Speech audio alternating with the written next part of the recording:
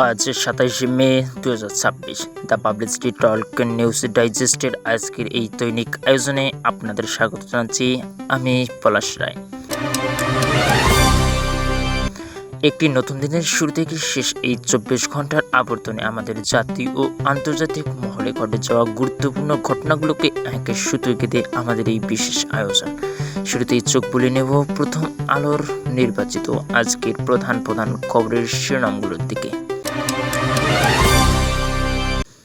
দীর্ঘ ১৪ বছর পর এভারেস্ট ঠিক রেখে বাংলাদেশের নারী অভিযাত্রী নুন নাহার নিসমি।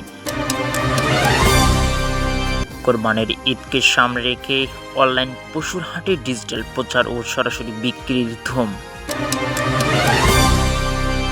ঈদ ঘিরে রাজধানী সহ দেশজুড়ে পাটি, চাটাই ও গাছের গুড়ির বিক্রি বেড়েছে। কেমন চলছে বাজার দর? জ্যোতির্বিজ্ঞান ও ধর্মীয় অন্বেষণায় ঈদের চাঁদের রহস্য এবং প্রেমের মানুষ ঘুমাইলে চাইয়ে থাকে।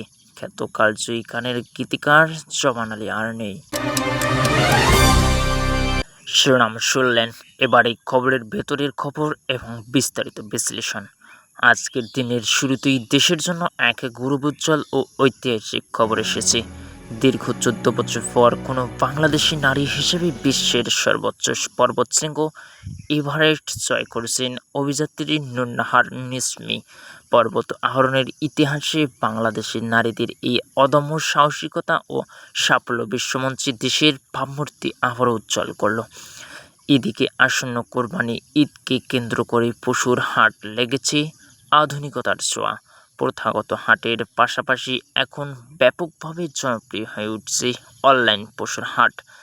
উদ্যোক্তারা ডিজিটাল প্রচার ও সরাসরি বিক্রির উপর জোর দিচ্ছেন, যার ফলে ক্রেতারা ঘরে বসেই ঝামেলা মুক্তভাবে কোরবানির পশু কিনতে পারছেন।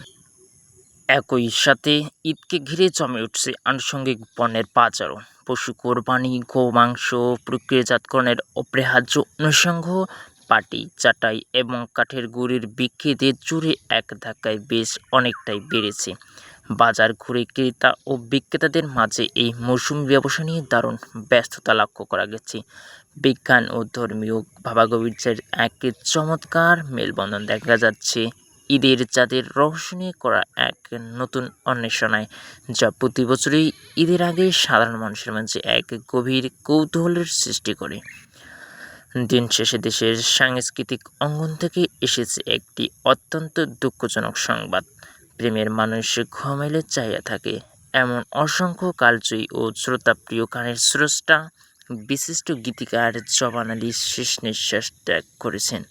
তার প্রয়াণে দেশের সঙ্গীত ও সাংস্কৃতিক মহলে এক শোকের ছায়া নেমে এসেছে। আজকের দিনের শুরু থেকে শেষ পর্যন্ত ঘটে যাওয়া প্রধান খবরের প্যাকেজ নিয়ে দ্য পাবলিসিটি টক এর আজকের আয়োজন এখানে শেষ করছি। আগামীকাল ঠিক এই সময়ে নতুন দিনের নতুন সব খবর এবং তার ভেতরের খুবের বিশ্লেষণ নিয়ে আমরা আবারও হাজির হব।